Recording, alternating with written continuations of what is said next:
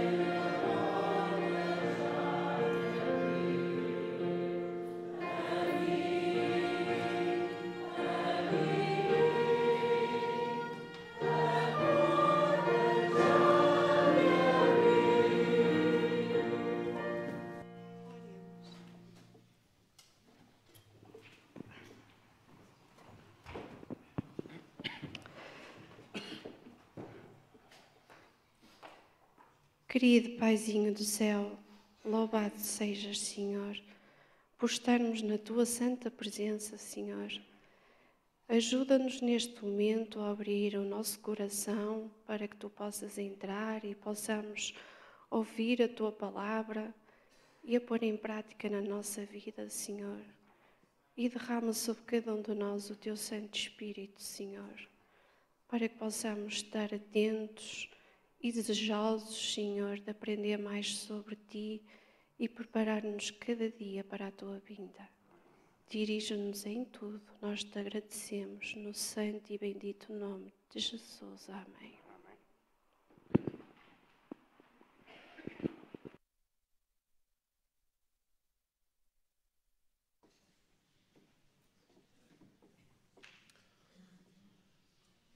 Esta semana, ao estar a lição da Escola Sabatina, refleti de uma forma espiritual no que é que o Espírito Santo faz na vida do cristão. E estes breves minutos que vamos ter aqui, eu escrevi alguns pensamentos sobre o que eu estudei e sobre o que pesquisei e designei este pequeno tema, a nova vida no Espírito Santo. Nós no Apocalipse e na lição que estamos mais especificamente esta semana, vimos muitas vezes a expressão ao vencedor ou ao que vencer. Vemos que estas bênçãos apocalípticas pronunciadas pela testemunha fiel e verdadeira, são dados àquele elemento que é o vencedor. E a nova vida no Espírito Santo consiste de vitória diária sobre o pecado na vida individual. Isto porque o Filho de Deus implanta dentro do nosso ser uma nova natureza, a natureza individual. É interessante que Romanos 8,6 diz: a inclinação da carne é a morte, mas o pendor do Espírito é a vida. Nós, por nós mesmos, seres humanos, temos esta tendência da morte. E ao pesquisar mais sobre o que é que queria dizer esta palavra pendor, achei uma expressão muito interessante no dicionário que dizia: é o ato de ancorar. Ou seja, nós por nós próprios, seres humanos, estamos na morte, mas ao estarmos com o Espírito, Ele ancora-nos na vida, em Cristo Jesus. Enquanto estivermos neste mundo de pecado, jamais ficaremos livres da tentação. Mas por outro lado, sabemos também, temos a promessa de Jesus que diz: estarei convosco até à consumação dos séculos. Este processo, o processo da vida de Cristo, o processo da presença da vida em Cristo, todo o tempo, ou seja, de uma forma contínua, só acontece se nós tivermos a atuação do Espírito Santo. João 14,17 diz: vós o conheceis porque Ele está convosco e habita em vós. Houve um pensamento interessante que eu li que dizia assim: o pecado existe no mundo, ao nosso redor, mas não está dentro de nós, no nosso coração. Pois aquele que ocupa o nosso coração é maior do que aquele que está no mundo. Mas para que isso aconteça, irmãos, há algo que nós devemos ter, não é? Devemos preencher o nosso coração com Cristo. Mas será que é de uma forma metade, 1/4, 3/4, completa?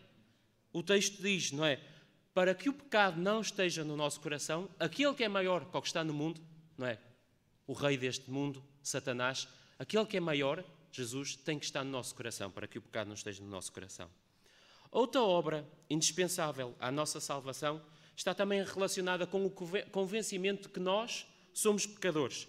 É algo que nós, muitas vezes, seres humanos, não queremos admitir, porque achamos que aquilo que fazemos, não é, está correto. Muitas vezes temos esta tendência: não, eu tenho uma conduta correta, e achamos que não somos pecadores. Mas o Espírito Santo, e diz-nos em João 16, 8 e 9, convence-nos do pecado. Por fim, a pergunta que nós devemos colocar é: o que é que eu preciso fazer para ser renovado pelo Espírito Santo? E o primeiro passo será ouvir a voz do Espírito. Hebreus 3, 7 e 8 diz aquele texto que todos nós conhecemos: se ouvirmos a sua voz, não endureçamos o quê? O nosso coração. O segundo ponto será ter a consciência que somos pecadores. Romanos 3, 23 diz que todos nós pecamos e destituídos estamos da glória de Deus. Terceiro ponto, compreender que Deus nos ama, porque Deus amou o mundo de tal maneira que deu o seu Filho unigênito, não é? Por cada um de nós. O quarto ponto, arrependermos-nos do pecado. E vimos isto também na lição de semana passada. Podemos encontrar também em Lucas 13, 3, um texto que nos fala sobre isto. Por fim, ir a Cristo. Salmo 37, 5. Entrega o teu caminho ao Senhor, confia nele e Ele tudo farás. Um último pensamento encontrei em Efésios 1, 13, que diz que nós fomos selados pelo Espírito Santo. Ser selado pelo Espírito significa que nós somos propriedade de Deus. Nós não somos nossa propriedade. Fomos comprados por um bom preço, o sangue de Jesus. O convite hoje e cada dia é: se alguém tem sede, venha a mim e beba. Desejo que possamos ir a Jesus e ser diariamente renovados pelo seu Espírito, obtendo assim uma nova vida em Cristo. Muito bem, vamos agora passar à recapitulação da lição. Esta semana vai ser em geral. Na próxima semana vamos retomar ao estudo em classes. Esta semana fala-nos de várias coisas, mas uma delas que me reteve foi todas as 7 igrejas tiveram a determinada altura um declínio espiritual, mas nem por isso Deus deixou. Aliás, é precisamente nessa altura que Deus atua e nos chama e nos puxa para eles. Portanto, isto é algo que nós podemos ter a certeza, que mesmo o inimigo nos coloque à frente de tentações e nós caiamos no declínio, temos uma certeza que Deus, através do seu Filho Jesus, dá-nos a possibilidade de nós agarrarmos a mão forte dele e sairmos do declínio que estamos. Eu agora ia chamar a Daniela ela vai nos dirigir na recapitulação da lição. Para ela, a vossa atenção.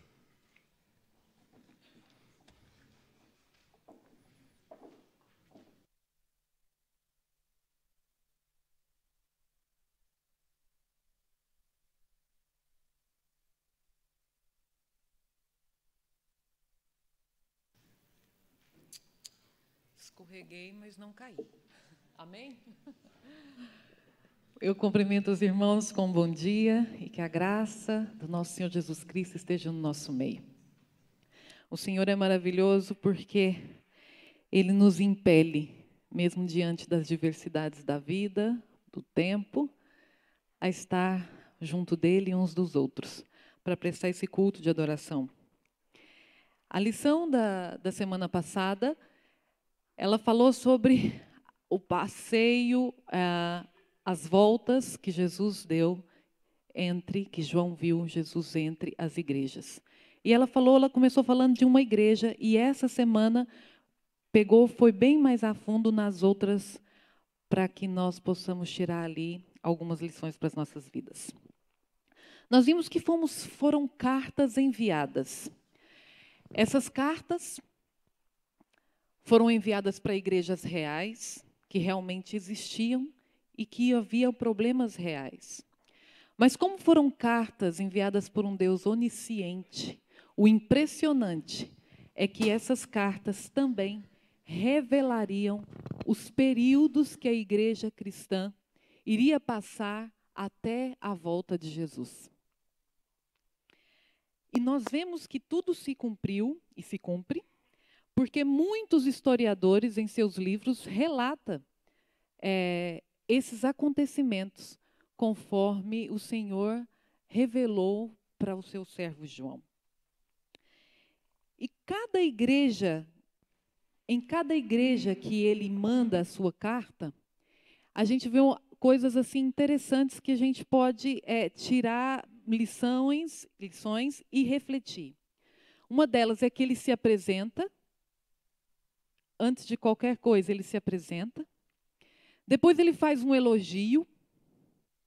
Depois uma exortação. E depois a promessa. Interessante essa forma culta, essa forma nobre de Jesus se apresentar ao seu povo. Isso nos revela quem ele é. Então eu queria fazer assim um resumo rápido das igrejas, bem assim rápido, porque nós alguns semestres passados estudamos essa lição, estudamos sobre as igrejas. Essa semana toda nós estudamos mais a fundo sobre essas cartas às igrejas. Então, vou fazer só um resumo, porque eu queria fazer as aplicações práticas para a nossa vida hoje. Como eu disse, Éfeso foi na semana passada, foi um período que a igreja foi até o ano 100, uma igreja pura, uma igreja com amor, uma igreja em que tudo funcionava muito bem e crescia. Mas essa semana começa com a Esmirna, que foi do ano 100 ao 313, e foi um período de perseguição. E nos livros de história relata que Diocleciano realmente perseguiu os cristãos nessa época.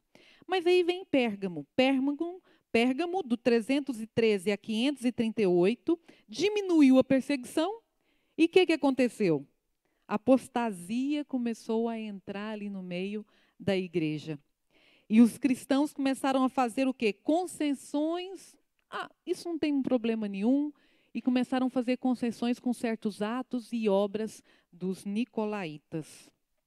Tiatira, o ano 538 a 1565. A cultura local era muito forte, existiam cultos, festas, pagãos, dos quais os cristãos, nos seus trabalhos, nas empresas, participavam, eram tentados a participar desses costumes idólatras e promiscuidades que existiam. Sardes foi de 1565 a 1740. Uma igreja que parecia viva, mas estava morta. E apesar de ter sido o período pós-reforma, ainda existia pouco comprometimento com Deus. E faltava muito ainda para que eles alcançassem toda a palavra. O secularismo estava se alestrando nesse período da igreja. Vem Filadélfia, foi do ano de 1740 a 1844. Foi a igreja fraternal, porque começou a existir grandes reavivamentos aqui e acolá, no meio do protestantismo. E, inclusive, o reavivamento, a reforma, que começou no movimento millerista, né? que deu início à Igreja Adventista Sétimo Dia. Chegamos à Laodiceia, que começa no período de 1844, e eu acredito bem que termina com o fechamento da Porta da Graça. E depois que fechar a Porta da Graça, não há mais o que fazer. Então, de 1844, nós ainda estamos no período da Igreja de Laodiceia. Existiu uma cidade, Laodiceia, que as características dessa cidade, o Senhor encaixou-as perfeitamente à característica do povo dele que viveria nesse período. Há um microfone e quem quiser participar, por favor, pode levantar a mão. Alguém que queira colocar alguma situação de uma dessas igrejas do quais nós estudamos, pode levantar a mão. Porque a gente já chegou, como eu falei, eu fiz um resumo rápido de todas, e já chegamos aqui na Laodiceia, que eu acredito que é a que mais nos interessa. Por que é a que mais nos interessa? Porque é o período que eu e você estamos vivendo. Porque é o período do qual o Senhor nos apresenta, do qual Ele não tem nenhum elogio, que é o que é triste, do qual Ele faz uma exortação séria, mas do qual Ele faz a maior e melhor de todas as promessas. Amém? Abra sua Bíblia em Apocalipse. Sei que você já leu, alguns já sabem até de cor. Mas como eu disse, é o Senhor Jesus falando para mim e para você. Então abra sua Bíblia em Apocalipse, no capítulo 3, verso 15. Vamos começar no 14. 3:14. E ao anjo da igreja de Laodiceia escreve: Isso diz o Amém, a testemunha fiel e verdadeira, o princípio da criação de Deus. 15. Conheço as tuas obras, que nem és frio e nem quente. Quem dera fosses frio e quente. Duas palavras que se repetem em todas as igrejas, parem um pouquinho. São muitas, são algumas que são realmente repetidas nas cartas. Mas que eu acredito que mais nos faz refletir é essa palavra conheço e arrepende-te. Então, aqui nós não temos hipótese de querer enganar nem a nós mesmos. Porque aqui Deus já falou, olha, eu conheço. Eu sei quem você é. Então, não fica aí com muita coisa, não fica aí com muitas palavrinhas mansas e querendo enganar sua família ou a igreja, porque eu sei quem você é. Então, antes da gente continuar, o irmão Paulo levantou a mão. Aqui, o microfone aqui na frente.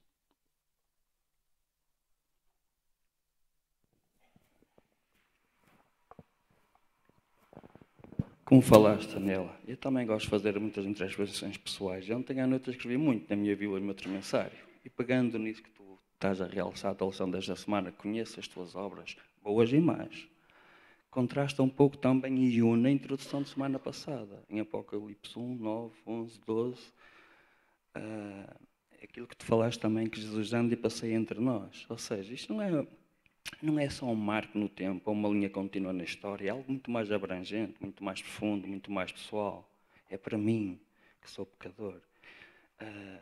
E ao olhar e ver Jesus andar e passear entre as igrejas, a igreja não é só o botão, o tijolo, a madeira, o telhado, os bancos. Sou eu, somos nós. Somos nós. Ou seja, gosto de olhar e ver Jesus a passear entre mim, que sou pecador, entre nós todos aqui presentes, em qualquer lugar do mundo que faz parte da sua igreja, não é? E é assim.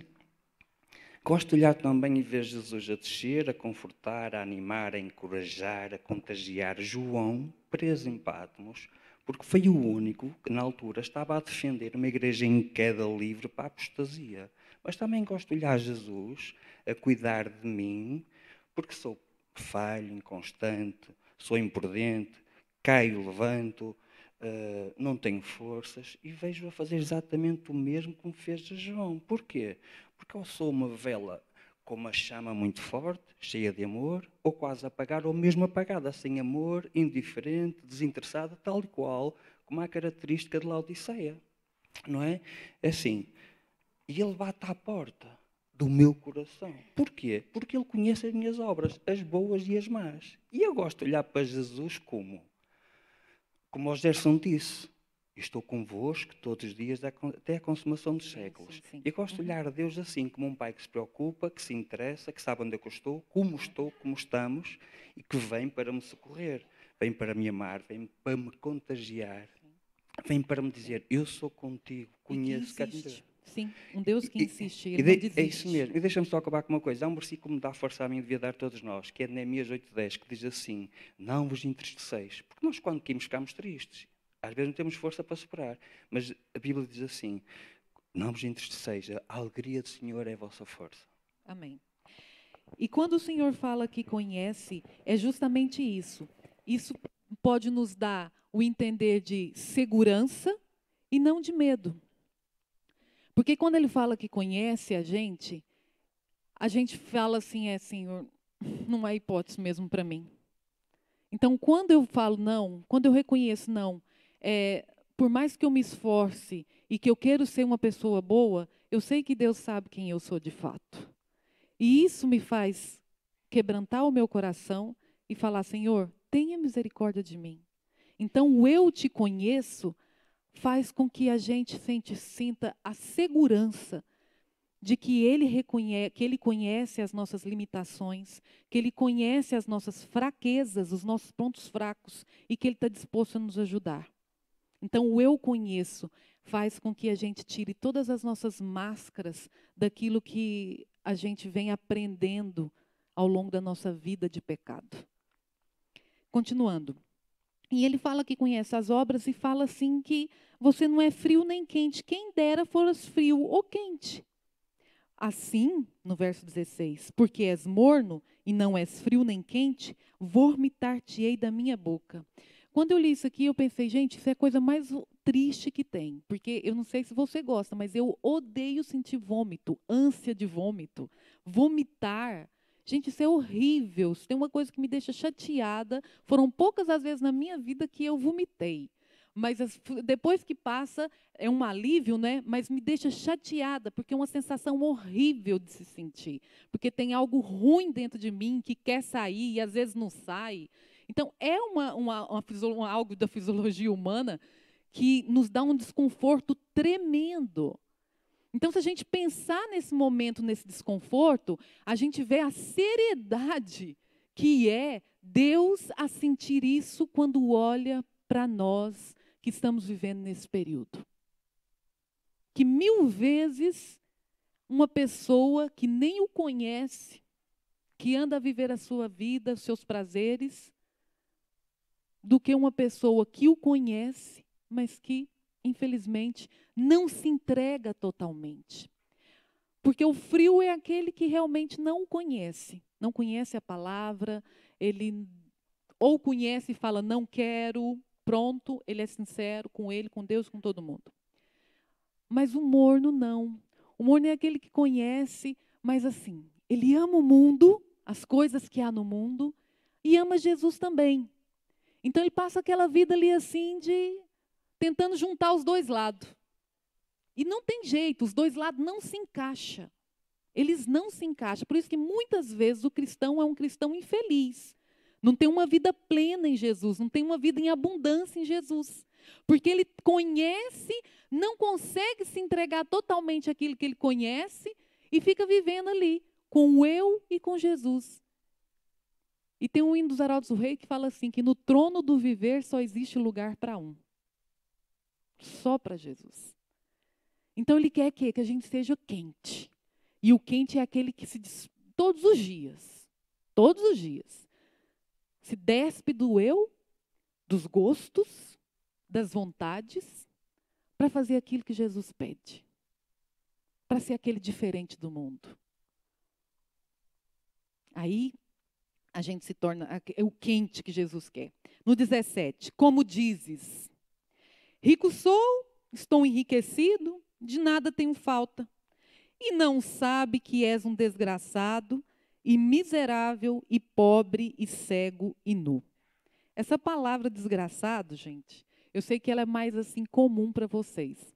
Mas da terra da onde eu vim, se há uma palavra que a gente não fala lá, é essa. Porque essa palavra, ela é contrária do da graça. Então, uma pessoa que é desgraçada, ela está sem a graça.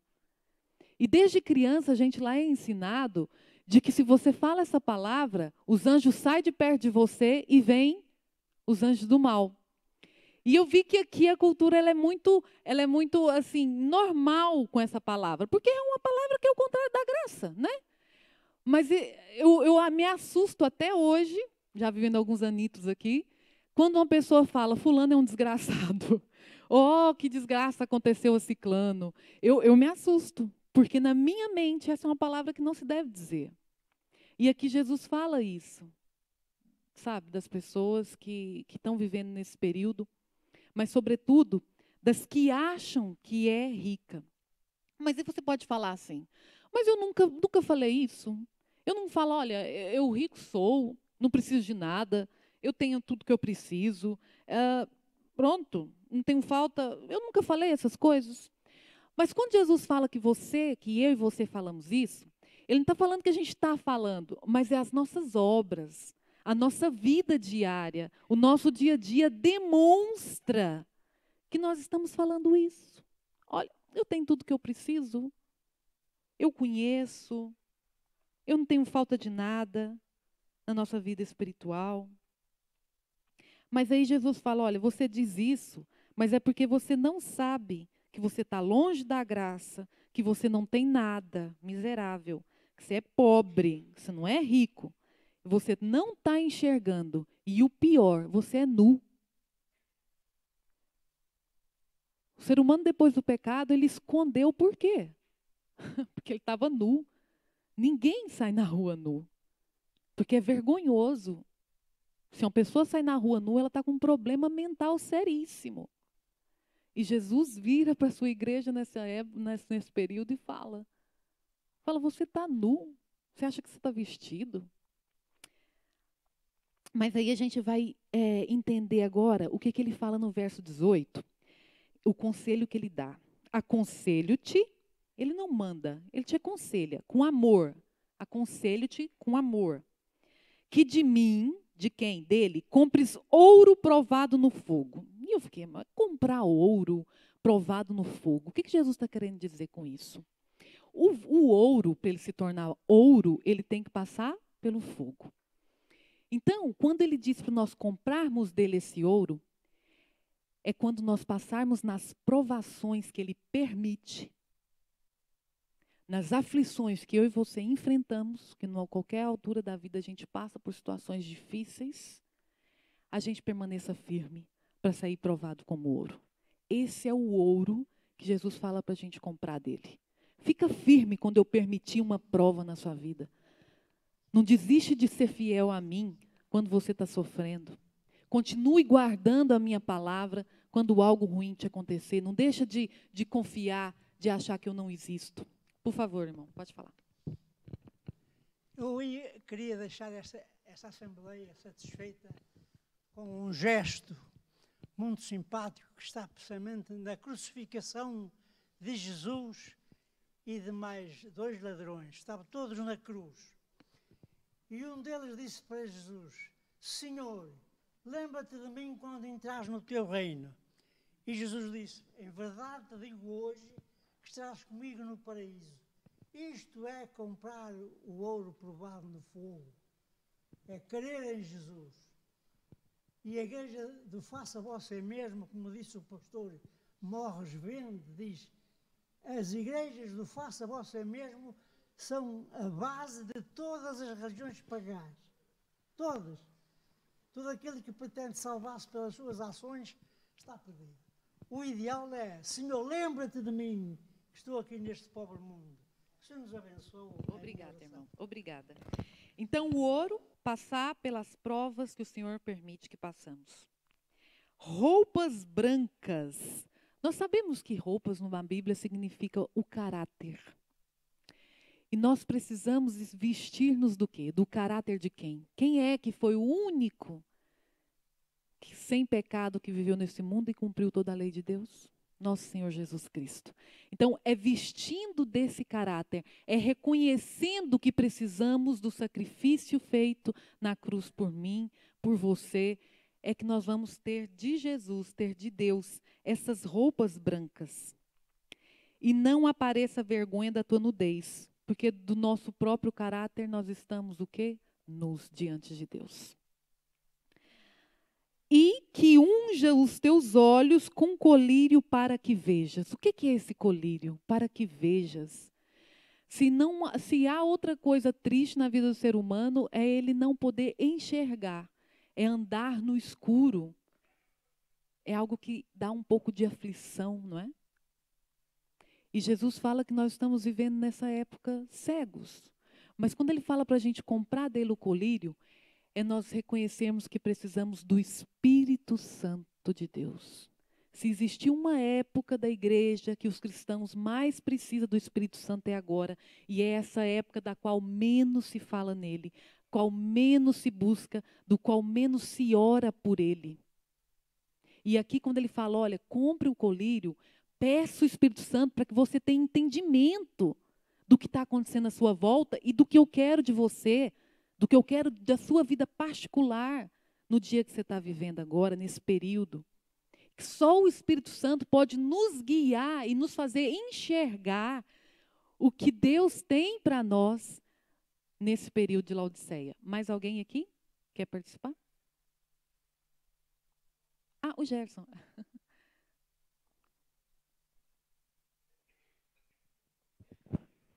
Obrigado. Queria só fazer um comentário. É interessante fazermos a ponte entre a história da Igreja, os vários períodos, e o que estudamos esta semana na meditação, em que nos falava do sacrifício de Abel e de Caim. Abel fez o sacrifício do cordeiro, aquele que foi ordenado por Deus. E Caim fez o sacrifício de algo que era obra da sua mão. Portanto, ele achou-se autossuficiente. E a Deus aceitou apenas um dos sacrifícios, não é? Aquele que ele tinha ordenado, o cordeiro que apontava para Jesus. É interessante que a condição da igreja, da Laodiceia, a mornidão, por isso é que Deus diz, eu vomito-te. Deus não aceita o meio termo. Ou aceita aqueles que estão no cordeiro, aqueles que estão quentes, e rejeita aqueles que estão frios. Não é? Porque é interessante que há um pensamento que diz, nós quando estamos frios, temos aquele sentimento desagradável de querer nos tornar quentes, não é? Estamos na mornidão, estamos ali na temperatura morna, vamos nos deixando estar. Por isso é que Deus dá o conselho. E é interessante que os vários conselhos também às igrejas, olha, tu esqueceste do primeiro amor. Deus está a dizer, tu estás a esquecer do sacrifício do cordeiro, tu estás a centrar em ti próprio. É verdade. Obrigada, Gerson, obrigada. E o que mais tem hoje realmente é essa filosofia, né? De que você pode oferecer para Deus aquilo que você quer, aquilo que você acha melhor, daquilo que mais está confortável para você. Mas na igreja de Laodiceia, o Senhor não diz isso. O Senhor diz, olha, para você ficar bem, você precisa comprar de mim. Te dou um conselho. Quando um amigo vira para você, ou você fala para algum amigo, olha, eu vou te dar um conselho. É porque ele está numa situação que não está muito boa. Então, olha, eu vou te dar um conselho aqui. Então, nessa situação, Deus falou, olha, meus irmãos, meus filhos, vou dar um conselho para vocês, compra de mim. Compra de mim. Sim, o irmão falou, e é uma compra de borla, né, irmão? Então, mas, no 19 ele fala assim, eu repreendo e castigo todo quantos amo.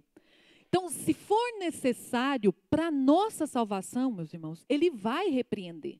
Ele vai permitir algo duro e difícil na nossa vida.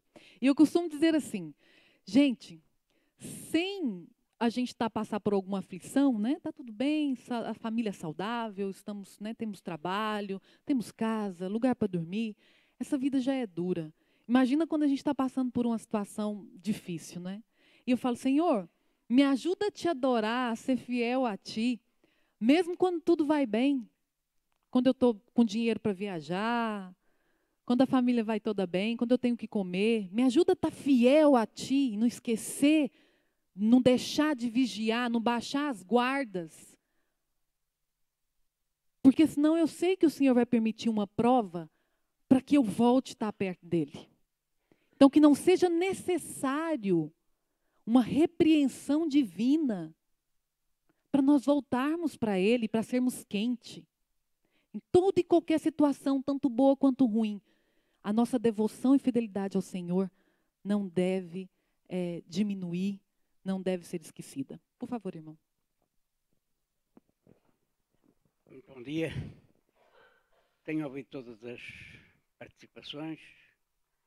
Estou a gostar da participação, mas há uma coisa que não pode ficar esquecida.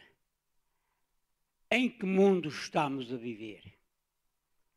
O que é dito da última fase da Terra? Nós não estamos interessados em ir para o céu. Há coisas muito mais importantes aqui. E o mundo que o diabo está preparando há muito tempo, e agora mais do que nunca, é aquilo que nos está a levar à ruína. Porque não ameis o mundo, nem o que no mundo há, nem o que o mundo nos oferece. Porque aquele que ama o mundo não está, não pode estar. Por isso é que a escolha tem que ser feita aqui e agora. Não é só dizer tudo que é de bom, que o Odisseia está a perder por causa disto, aquilo, mas é o mundo que está a destruir a igreja. É o mundo que está a destruir o coração de cada um. É o mundo que está a entrar pela igreja dentro. Isto ninguém tem a menor dúvida. Porque o mundo hoje oferece coisas, e basta só a época que acabamos de passar, que para mim não me diz nada, mas diz para muitos que se metem em coisas que não devem meter. Um cristão é todos os pés à cabeça. Cuidado, zela pelo teu corpo, zela pelo teu espírito, entrega o teu caminho ao Senhor, não faças isto que é errado. O mundo oferece, mas diz, não, o meu Deus não quer. Eu não posso, eu sou um servo de Deus, eu não posso comer isto, eu não posso ir ali, eu não posso ir acolá. Eu sou um servo de Deus, eu tenho que ser diferente. Meus irmãos, se nós não vimos onde é que está o perigo, eu só alerto para isto. O diabo está a usar o mundo para destruir cada membro da igreja. Obrigado. Essa mornidão, essa vida confortável, né? É tudo estratégias mesmo. Porque isso a gente pode reparar olhando para pessoas e povos e nações mais pobres, com muitas dificuldades, que eles têm facilidade em aceitar tudo aquilo que Jesus oferece. E quando você vive uma vida mais confortável, você começa a ser mais racional e não preciso, Jesus tem isso para me oferecer, mas eu não estou enxergando nada disso, eu vou acreditar naquilo que eu vejo. Aí vem o que? Realmente a mornidão e você não reconhecer que você precisa. Né? O inimigo coloca tantas situações, e uma delas o conforto, que faz com que a gente não reconheça de que precisa mesmo dele, de que a gente não é nada e necessita dele. Mais alguém? Tem mais alguém?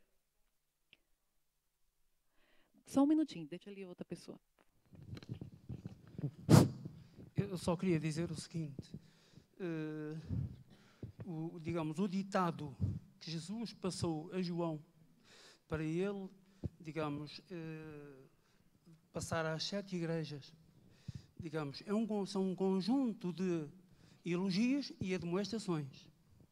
Não há dúvida nenhuma de que nós, como igreja, estamos na mesma situação. Temos muita gente que nos elogia e temos também ter muito cuidado com as admoestações. Eu há bocado ouvi com atenção aquilo que o irmão Albano disse e não há dúvida nenhuma de que nós estamos numa condição muito má. E o certo é que temos de ter muito cuidado com os elogios e estar mais atentos às admoestações. Essas, sim, essas é que nós temos que tomar em verdadeira atenção e estar atentos, porque, de facto, a situação não é muito fácil. É verdade. Embora saibamos que estamos digamos, num conjunto, num emaranhado de situações, por vezes complicadas. Mas nós temos que lutar contra todas as adversidades para sair vencedores. Foi aquilo que o Senhor espera de nós. Amém. E é tão lindo ver que ele repreende, só um minuto, ele repreende os que o amam. Então, se há uma situação difícil, se eu estou passando por uma prova, isso não é porque Deus não me ama. É justamente ao contrário. É porque Ele me ama. E é na prova que me faz o quê? Chegar mais perto dEle. É na prova que me faz conhecer melhor, querer ser mais fiel a Ele. O arrependimento. Quando eu acho que está tudo bem na minha vida, eu vou me arrepender de quê? Ah, mas eu não pequei, mas eu não fiz isso. Mas aqui Deus está falando, eu te conheço, é melhor você se arrepender. Eu te conheço, não adianta você achar que você não tem pecado, que você faz tudo muito certinho, porque você não faz, porque você não é aquilo que você acha que você é. O que o mundo está pensando de você, ou que a igreja pensa de você, ou por causa dos elogios que existe, como o irmão disse, das pessoas sobre você. Eu te conheço, arrepende, você é mau, você precisa voltar para mim. Você precisa do meu caráter para ser realmente candidato para o céu que eu tenho para você. O irmão ali no meio, por favor. Primeiro, depois aí do lado, tá bem. Bom dia, Daniela e todos os nossos irmãos. Bom dia. Muito obrigado pela sua intervenção.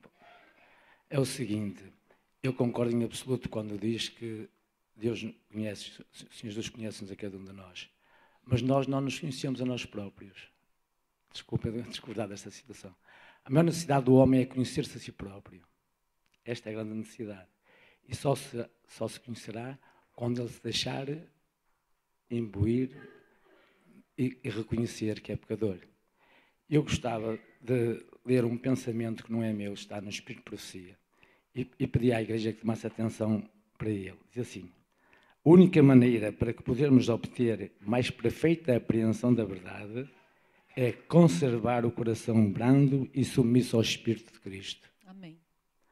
E continua: a alma deve ser purificada da vaidade e do orgulho, esvaziado tudo quanto a tem dominado, e Cristo entronizado. É isso que ele pede. Ele diz: pensas que és rico e infelizmente és pobre, não tens estes atributos. E continua: a ciência humana é demasiadamente limitada para compreender esta expiação, este mistério. O plano da redenção é tão vasto alcance que a filosofia não o pode explicar. Vou falar um bocadinho da filosofia. Permanecerá para sempre um mistério que o mais profundo raciocínio não o pode aprofundar. Não é possível explicar a ciência da salvação. Não é possível. O ser humano não consegue explicar este grande mistério. Pode-se, no entanto, conhecê-la pela experiência. É isso que nos está faltando, ter esta experiência com o Senhor Jesus.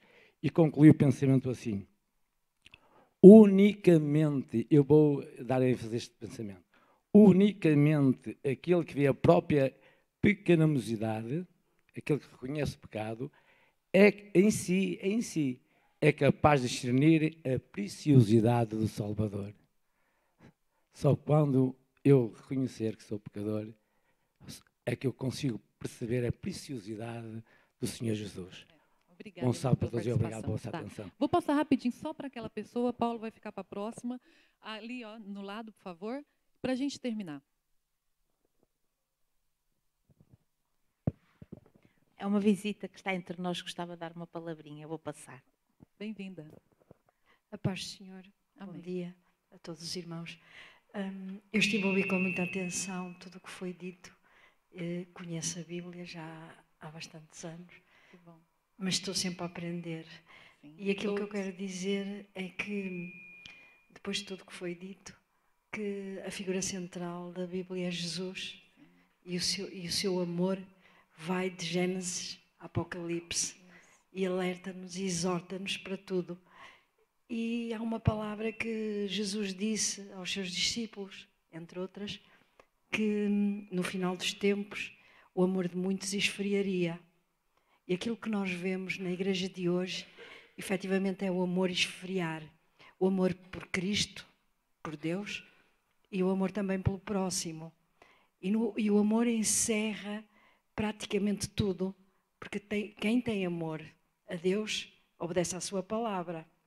Quem tem amor pelo seu próximo ajuda e vê as suas necessidades. E o amor, segundo o que a Bíblia diz, cobre uma multidão de pecados. E o amor torna-nos quentes, porque o morno e o frio não agrada a Deus de qualquer das formas. Por isso, eu queria deixar, portanto, a minha opinião a esse respeito. Muito obrigada por sua participação. Saiba que você está entre amigos e entre família, tá bom? Então, vamos terminar com o que o Senhor diz no verso 20. Já um apelo tão lindo que ele fala, que ele faz.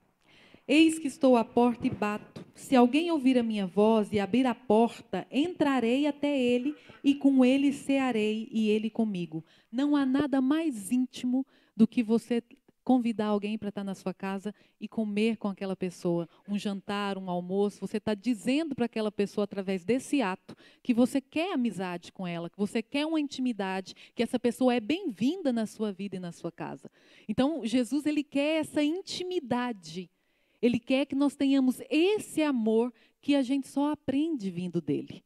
Porque como ali a nossa querida disse, o amor a Deus, a consequência é o amor ao próximo. E o que mais a igreja precisa nesse período que está vivendo é desse amor. Mas esse amor só se tem nessa comunhão de permitir Jesus entrar na minha casa, no meu coração. O 21, ele termina com a promessa. Ao que vencer, porque precisa lutar, se esforçar. Vencer é porque existiu alguém que se esforçou para alcançar alguma coisa. Então, há algo que eu e você precisamos fazer.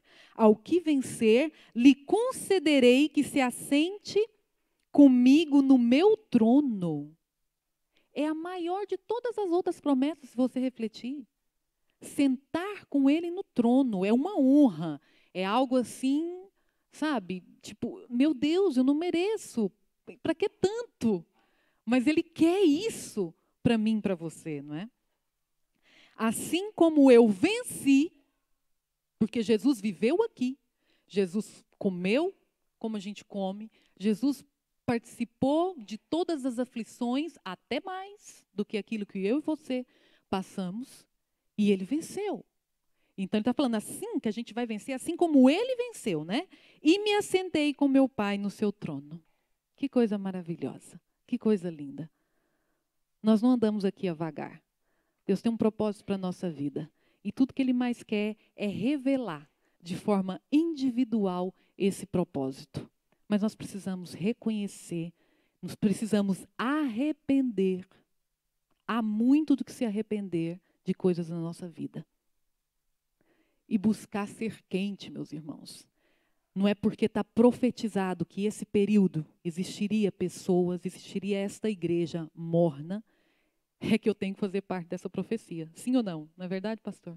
Eu posso contrariar isso, não posso? Louvado seja Deus. Eu posso ser quente. Deus me dá todas as condições. Eu só preciso querer, eu só preciso abrir a porta, porque Ele está à disposição. Porque essa igreja é a menina dos olhos dele. E essa igreja é a igreja que vai vencer no final. Que Deus nos ajude, que Deus nos abençoe. Amém.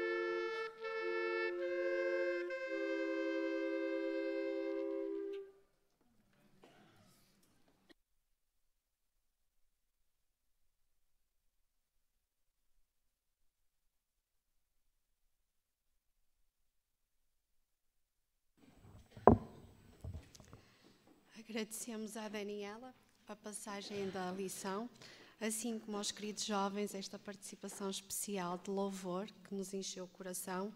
E vamos passar ao boletim missionário, que este trimestre fala sobre a divisão sul-africana em Santo Tomé e Príncipe e de Moçambique, que nós possamos ajudar e contribuir para que a obra de Deus possa se espalhar ainda mais nesta divisão sul-africana. Obrigada.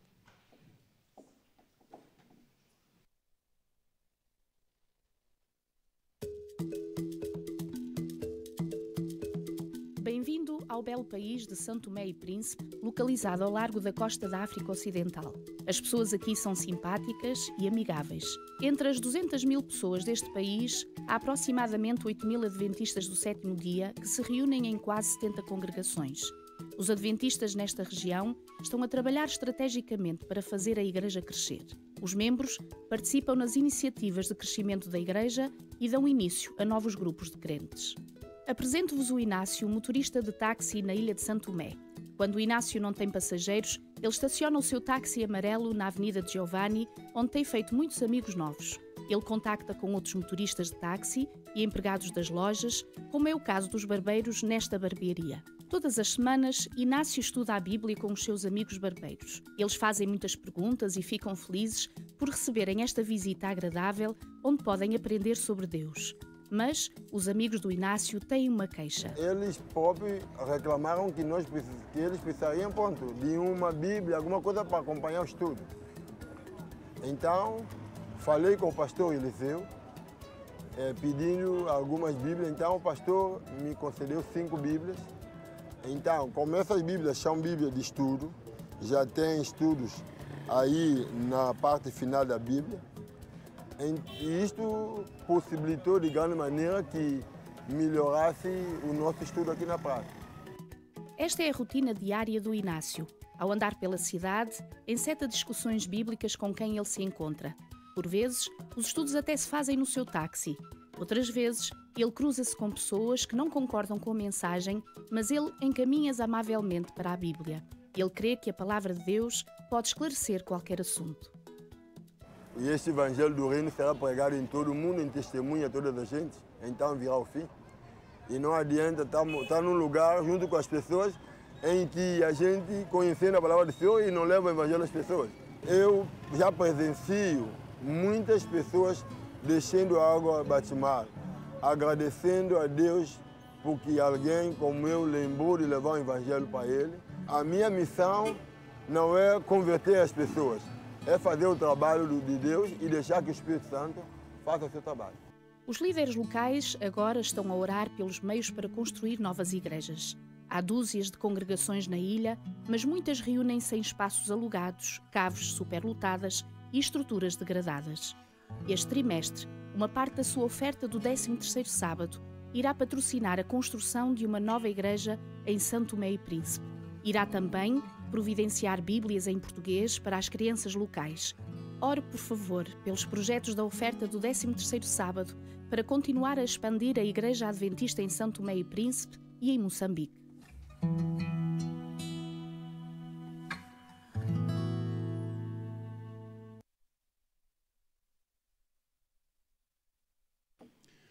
Vamos agora passar à leitura dos monitores para os próximos sábados. Eu vou só pedir que me liguem este micro, porque é mais fácil. Está? Ok, muito bem. Vamos então começar pela classe número 1, que é Raquel Almeida, Joel Ferreira, Arlindo Santos. Na classe 2 é o Daniel Pinho, a Cristina Souza e o Luís Pinto. Na classe 3, Joaquim Cândido Ferreira, Ruben Poças, Bruno Oliveira. Na classe 4, José Carlos Silva, Henrique Gonçalves e Filipe Mota.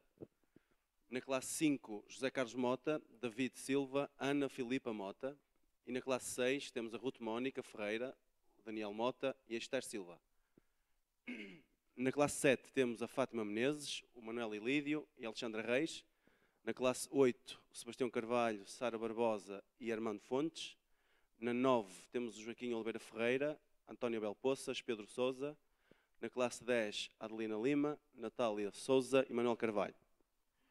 Portanto, neste momento, a Escola Sabatina, a direção da Escola Sabatina, tem como, digamos, intuito de motivar todas as pessoas a estudar, começando por mim. Eu reconheço que uma das grandes dificuldades, ou por outra, uma das grandes tentações que Deus nos protege e tenta nos alertar, é precisamente contra os ataques de Satanás, para que nós não possamos estudar. Eu gostaria de estudar muito mais do que estudo, eu gostaria de estar muito mais junto a Cristo, conforme mais do que estou, mas isso é um trabalho crescente e acredito que com a ajuda de Deus nós possamos chegar ao propósito que Deus tem para nós.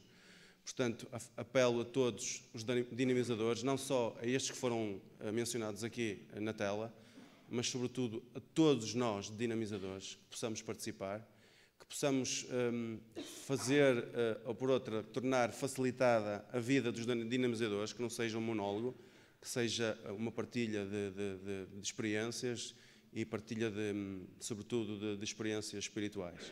Okay? Portanto, este é o nosso apelo para que todos nós possamos estudar e que todos nós oremos uns pelos outros para que o estudo possa ser algo presente na nossa vida. No próximo sábado, e no seguimento do que o Nelson dizia, a Escola Sabatina será em classes de ação, não será em geral. E que gloriosa promessa, não é? Nós podermos até gostar do nosso nome, mas um dia recebermos um nome dado por Jesus Cristo. Vamos cantar o hino número 212, alegremente, que tem como título Um Novo Nome lá na Glória. Hino 212.